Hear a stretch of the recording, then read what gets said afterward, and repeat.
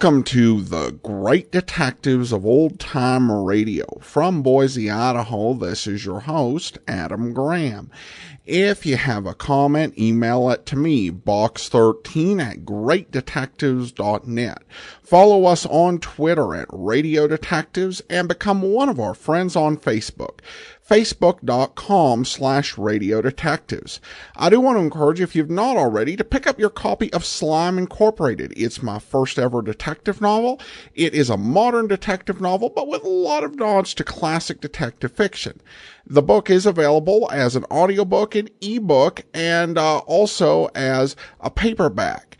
The story follows Cole Eustick as he investigates a case of dirty politics and murder set against the backdrop of the Idaho gubernatorial election. Pick up your copy today. It's Slime Incorporated, and it's available at store.greatdetectives.net or wherever fine books and ebooks are sold. All right, well, now it's time for today's episode of Boston Blackie. The original air date is July the 16th of 1947, and this is the construction gang robbery.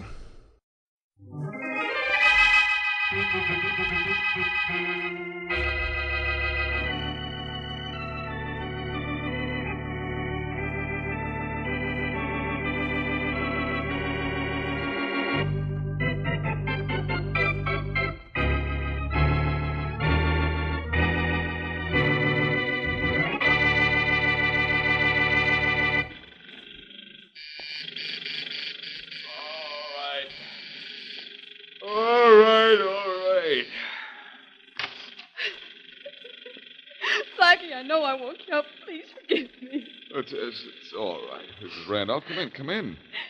How's Mr. Randolph this morning? Well, he's still desperately ill, and that drilling down there in the street, Blackie's driving me out of his mind. It's an awful racket. It's even bothering me. In fact, the only thing that bothers me more is Inspector Faraday. Well, could you do me a favor? Certainly. You know my husband's too sick to be moved to a hospital.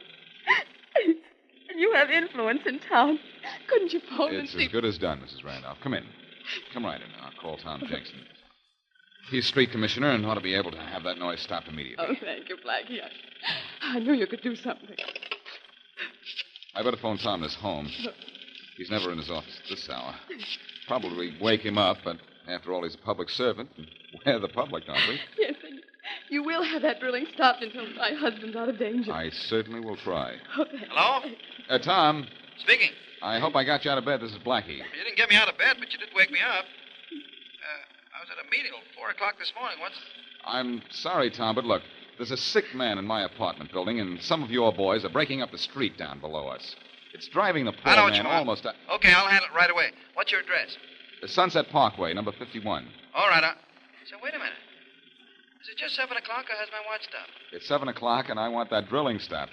Blackie, there's something wrong somewhere. There hasn't been any order to repair anything on Sunset Parkway. And even if there were, they wouldn't be drilling at this hour of the morning. It's against the law. What? Oh, there's something wrong, Blackie. But I'll look into it right away. Never mind, Tom. You go back to sleep. I'll look into this myself.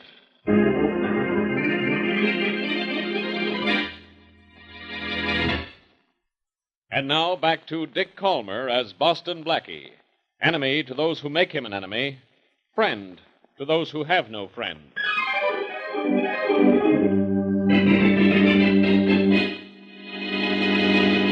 The drilling out on the street will cover us. Go ahead with your drill, Larry. We're working on schedule. Okay, Mr. Beecher.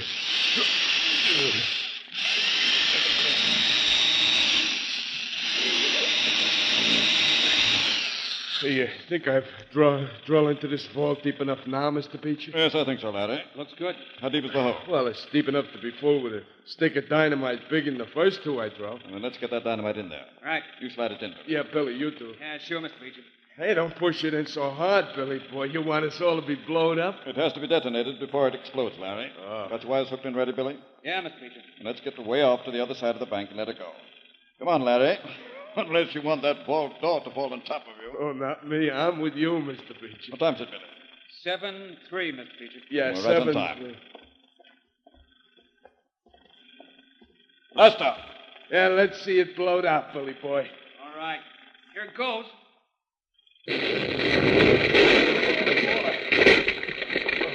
It's open, Mr. Beecher. Oh, I sure drill those holes good, didn't I, Mr. Beecher? Never mind about that. Let's get in that vault and grab that money and get out of here before the place is full of guards. Come on, Larry. Oh, Billy boy, nobody never heard that little noise. Not after the boss got that big idea of them drilling the streets out in front while we was working. The money's in those sacks there. Let's each grab as many as we can and beat it. Yeah. I'm grabbing mine, Mr. Beecher. Sure hope Smith's out back of the cart. He will be. Well, I got a hold of 2 bags of stuff, Mr. Beecher. Come on, Billy boy, Wait a let's minute. go. Look back. What is it? Somebody's coming. Mr. Beecher, it's a guard. It was a guard. It's a corpse now. Oh, that sure was good shooting, Mr. Beecher. He dropped without even seeing us. We've seen the last of everything. Now, come on. We've seen the last of this bank.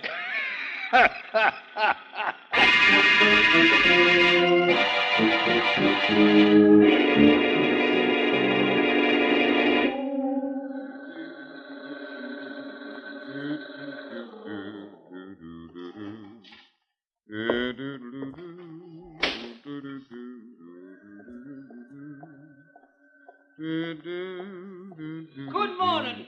Good morning, Blackie. Well, you're out early this morning.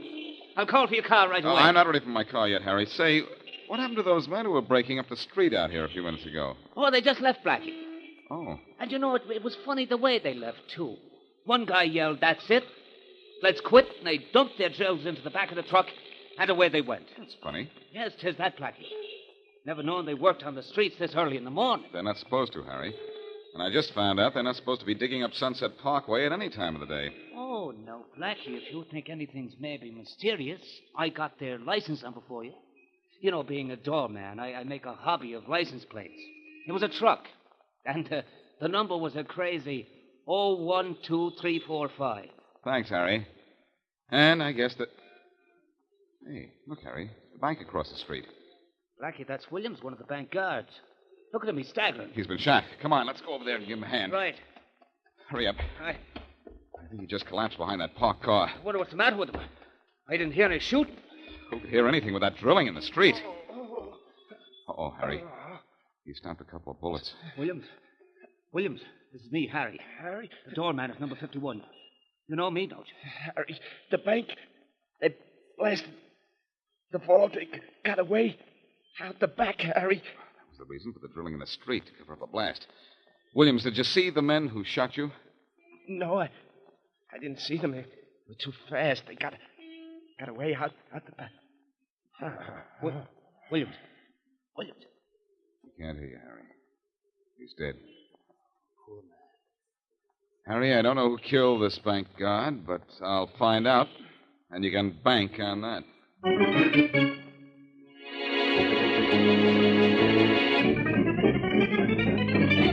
Blackie, get out of my office. Don't you ever get tired of saying that, Faraday? The only thing I get tired of is you. Well, then it's time you retired or got smart or something and listened to me. I've been trying to tell you something. I know. You're trying to tell me my business. Oh, only how to run it. The Parkway Bank was robbed this morning and a guard was killed. I know the Parkway Bank was robbed this morning and a guard was killed. You didn't tell me that. No, but I told you the license plate on that street commission truck parked in front of the bank is a clue to the killers. You must be slipping, Blackie. Haven't you ever heard of phony plates? Yes, but these plates weren't phony. They were too distinctive. All right, so they were distinctive. So what? So those plates will lead us to the truck, and that truck will lead us to whoever stole it. I think it was stolen by someone who works for the street commission. Isn't it enough to have you mixed up in this? You want to mix me up, too? You don't need any help in being mixed up. Yeah? It's not my fault they robbed the bank across the street from where I live. And don't say I was in on the robbery, because my own money was in that bank. So you couldn't wait for the bank to open. You made a withdrawal, maybe. Only you added on your own interest. Look, never mind trying to be funny, will you? Let's go after someone on the street commission and I'm see if we sorry can... to disappoint you, Blackie. But last night, the only man on the street commission who had access to that truck reported it stolen. Now, what do you think of that? Well, I don't know what to think. What was his name? You don't know how to think. His name is John Manders. John Manders, huh? Well, in that case, I'm going down to the street commission workshop and see a Manders about a murder.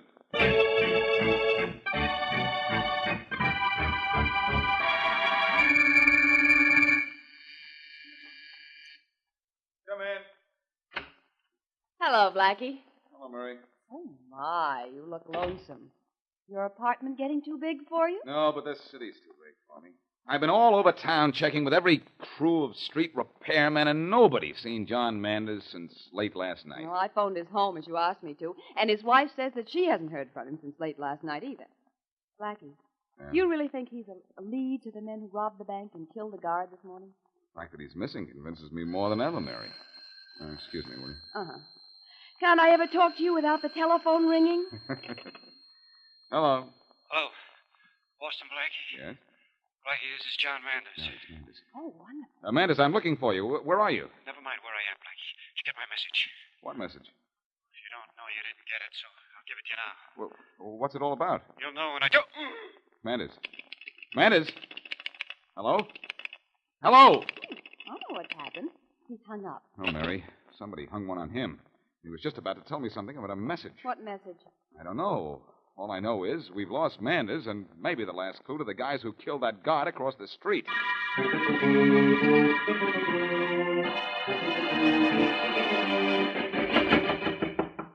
Billy, that ought to be Larry bringing Manders in. Go open the door. Right, Mr. Beecher. Oh. Well, hi, Larry. Hey, Billy boy. Here he is. I seen him make a phone call, and I gave him a crack on the head like you said to, and I dragged him in, and here we are. Good work, Larry. Thanks. I didn't tell anybody anything, Billy. Believe me, I didn't. Shut up. Got him tied up good and tight, huh, Larry? Well, you gotta hog-tie a guy with a loose mouth, Billy boy. Well, I brung him in like you wanted, Mr. Beecher. Yes, thanks, Larry. Who was he talking to? You mean on the phone? Yes, of course. That was Boston Blackie. What's the idea, man? Yeah, what's the idea, Manders? You forced me into this. I didn't want to join you. I told you I didn't want any part of the robbing of the Parkway Bank. I told you it might be a killing when you killed the guard. I sure did, Manders. You got in my way. I kill anybody who gets in my way. You sure do, Mr. Beecher. Yeah, you do, Mr. Beecher. And guys who double-cross you, too. Look, I did what you told me to do. I let you steal that truck and help with the digging on the Parkway. I did everything just as you You tried told to me reach Boston Blackie. What did you tell him? Nothing. I didn't have a chance to. What were you going to tell him? What's the difference? I didn't do it, did I? Maybe and maybe not. I want to know what you said, or what you were going to say. And if you don't start talking, you're going to start dying. What do you mean? Start dying? People who get in my way die quickly. People who double-cross me die slowly, Billy. Billy, gag yourself. Yeah, sure, Mr. Beecher. Shut up. Look, I just got an idea. Yeah. Mr. Beecher? Larry, you go out and get some brick and mortar. Brick and mortar. We're going to yeah. put our squealing friend in this little alcove here. Build a wall in front of him and let him suffocate quietly. Nicely. And slowly. Well, it'll be more easy to just drill a hole in him with a bullet and dump him somewheres, Mr. Beecher. Easier, yes, Larry. But no matter what you do with a body, it always pops up to cause you trouble. This body isn't going to pop up till this building falls down. Hey, that's not a bad idea, Mr. Beecher. Yeah, it's not a bad idea, Mr. Beecher. But we'll kill him before we wall him up, won't we? No. Just knock him out and seal him up alive. Alive? He'll die more slowly that way. It'll be a lesson to him. And a lesson to you two men, too. If you know what I mean.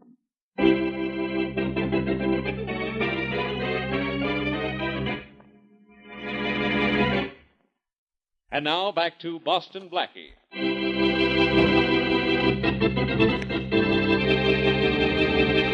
The Parkway Bank across the street from Blackie's apartment building is robbed, and the guard shot and killed. The noise of blasting the vault and shooting the guard is not heard because of pneumatic drills being used in the street as a cover-up. John Manders, a street repairman, forced to join the gang, contacts Blackie to see if Blackie received his message. Blackie is not, and Manders is slugged before he can say any more. Later, he is bound and gagged and sealed behind a brick wall and left to die of suffocation. As we return to our story, Blackie and his friend, Mary Wesley, are watching repairmen fill the holes dug into the street in front of the Parkway Bank. Oh, those men certainly did a lot of damage with those drills, didn't they, Blackie? They didn't help the street any, Mary. But these guys with the steamrollers will soon have it fixed up. Mm-hmm. That fellow there looks as if he might be the foreman. Maybe he can tell me a few things I want to know. Hey, you over there. Here, mister. Yes, you got a minute? Me? I guess so. You the foreman of this gang? Me? Yeah. Maybe you know a man by the name of Manders. John Manders? He was foreman of a crew like this. Sure, I know, John. How well? Me? Oh, yeah. He's in trouble, you know. He's disappeared. So I hear. Was he asking for trouble? I mean, do you know whether or not he was kicking around with any tough characters? John wasn't a finer fellow in the department. Family man, loved his kids, took his pay home every Friday without even opening the envelope. Well, was he in debt, or do you think he was in any other kind of trouble at all? Me? Never saw John do anything or speak to no one and get him into trouble. Fine man, John. Mighty sorry to hear he's in a jam. Boss! Hey, boss! Yeah, Sam. We got the street repaired okay, except for a few lines in the pavement off to one side of where the big damage was. Yeah, I saw those lines. Let them go. First heavy traffic, a hot day will smooth them out okay. That's what I figured, too. All right, man, let's pick up and get out of here. Anything else you want to know about John, mister? No, thanks. You've been a big help already. Me? Glad to be of service anytime, mister. All right, boys, let's get going. Get that equipment in the truck and get out of here. Well, Blackie, you learned a lot, didn't you? I learned a lot about how to repair streets, but nothing about how to find John Manders and those killers. Well, the street certainly looks smooth, doesn't it? Yes, it does, but believe me, Mary, this case is awful rough.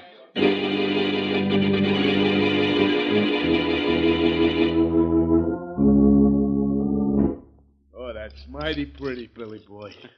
Looks good, huh? Oh, Billy boy, you're building the best brick wall I ever seen, I'm telling you. You like it, do you, Larry? Yeah.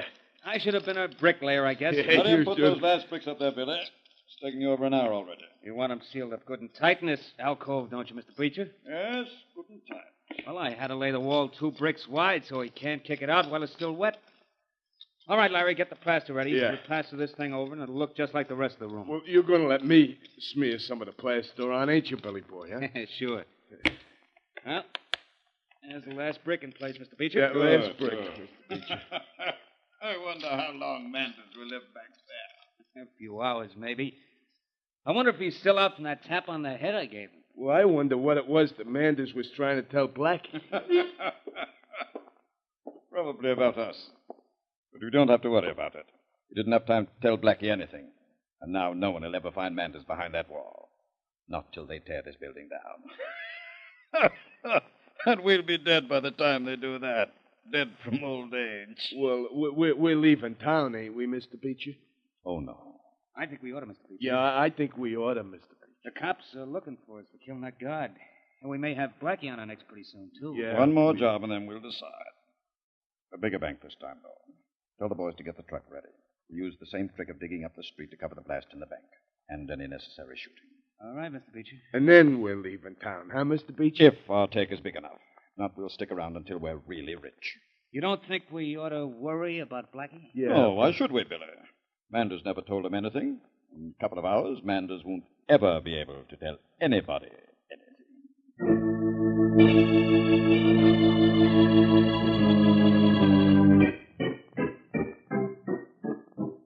Blackie, won't you please stop pacing up and down? I can't help it, Mary. I got to figure out what Manders meant when he phoned here and asked me if I got his message. Well, he might not have meant anything. But I know he did. He was about to tell me what it was when he got slugged. Well, stop pacing, Blackie. Come here to the window. It's going to be a beautiful sunset. It's going to be a beautiful crime wave in this town if I can't find that gang. I have a hunch they're not one-time operators. Well, let Inspector Faraday catch them. It's his job. But Manders was trying to tell me something, and it's my job to figure out what it was and tell Faraday. Well, you'll figure it out at dinner, maybe. Let's go to... No, I'm not hungry. Well, come over to the window and get some fresh air, and maybe you will be. Look down there. You can see where they repaired the street this afternoon. Uh-huh. The last time I looked out this window, I saw some guys tearing up the street and had no idea that about... Blackie, what's the matter? Look, Mary. Just up the street from where they filled in those holes this afternoon. Where? Up there, Mary.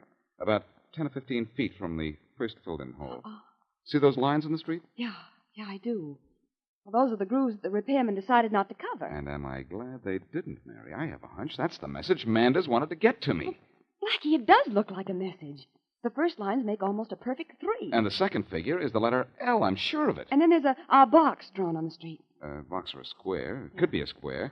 And that entire thing down there could be an address. Yeah, it could be. It could be number 3, something or other square. Mary, you get Faraday on the phone and tell him to get right up here. Okay. I'm going to have a look in the telephone directory. The telephone directory? Yes, because if that's a message drilled into the street, I'm on the right road to a solution of this case.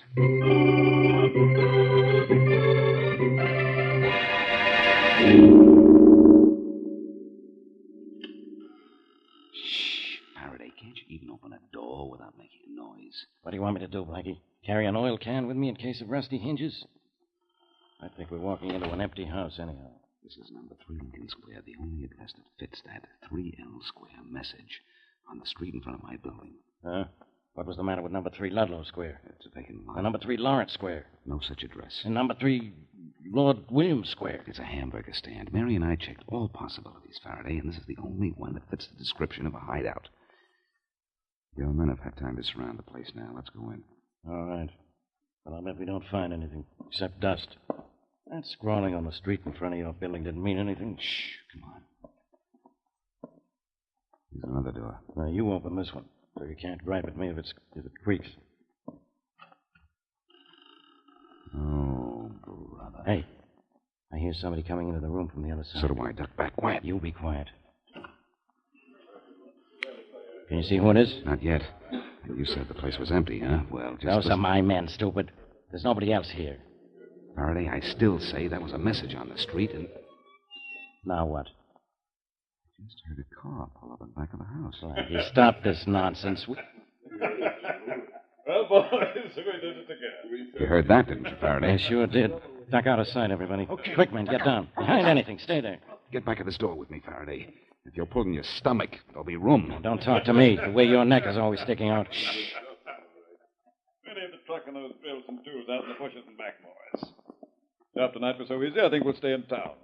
Pull a few more. Yeah, sure, Mr. Beecher. Well, I'm sure glad we didn't have to shoot nobody like we had it that first time, Mr. Beecher. Well, nobody got on our way this time, Larry. And what's more, we didn't have Manders to worry about. You shouldn't have forced Manders to join us, Mr. Beecher. No, you shouldn't have forced Manders. Those straight guys aren't ever any good. No, they're too Sunday school. Come on, Mr. Faraday, we've heard enough. Let's grab him. him. Come on. Oh, shut up. Good work, man. You got him in cuffs and make his lamb. Oh, I knew it. I should have stayed on the farm. Shut up, Larry. All right, take those guys out of here. You know what to do with them. Get going. You can't do this. Well, Blackie, I guess I owe you an apology. But you owe me one, too. Do I? What for? You said John Manders was the lead to this Beecher and his gang. Well, we found the gang without finding him. Ah. Well, I think I can find him, Faraday. Huh? Get me one of those crowbars from the truck in the back of the house. And I'll dig him up for you.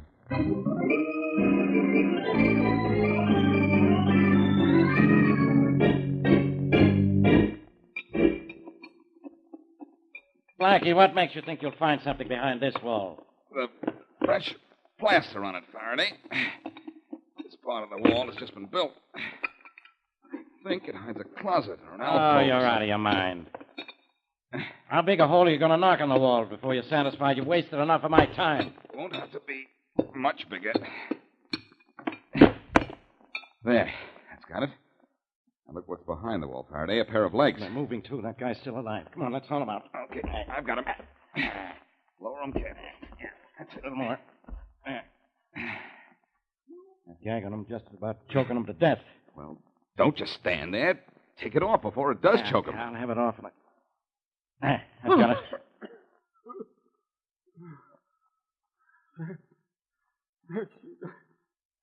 Thanks a lot. I was just about done for. I'm Boston Blackie.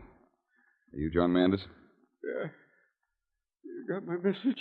I sure did. The Beecher and his mob almost got you first. What were you doing mixed up in this mob, Manders? I was forced into it. They said they'd kill my kids if I didn't go along with them. Sit up, Manders. I'll untie your hands. That story doesn't make much sense, Manders. Why did they run the risk of taking a stranger into the gang? The trick was to tear up the street in front of the bank. They were blasting. They wanted a regular crewman on the job to show his credentials in case someone from the street commission came along. That makes good sense, Faraday. There you are. Your hands are free now, Manders. Thanks.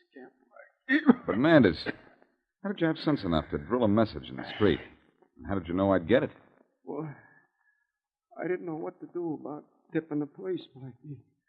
Till I saw where we were pulling the job. Then I knew it was in front of your apartment.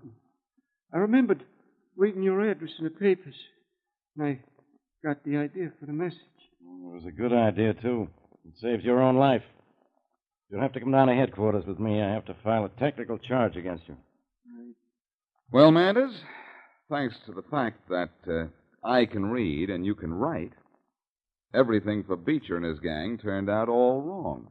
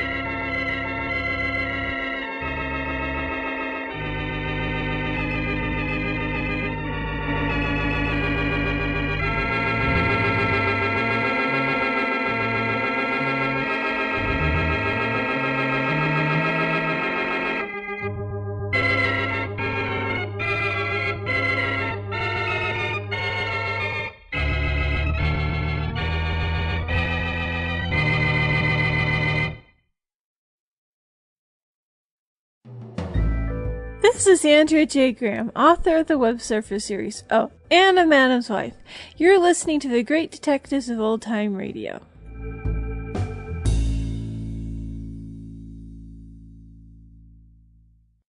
Welcome back. This was an interesting case just to see Blackie tracked down. And I do like the idea of the guy leaving this clue in the cement. But it's clear that the criminal mastermind didn't think through his plan very clearly. It's like we want it to look legitimate, so we have somebody involved who has official ID, but we're going to be out at a time of day when this wouldn't typically be occurring and isn't actually legal. I also was really dubious about this as the type of crime that you could do repeatedly. I think you could do it once and catch people by surprise.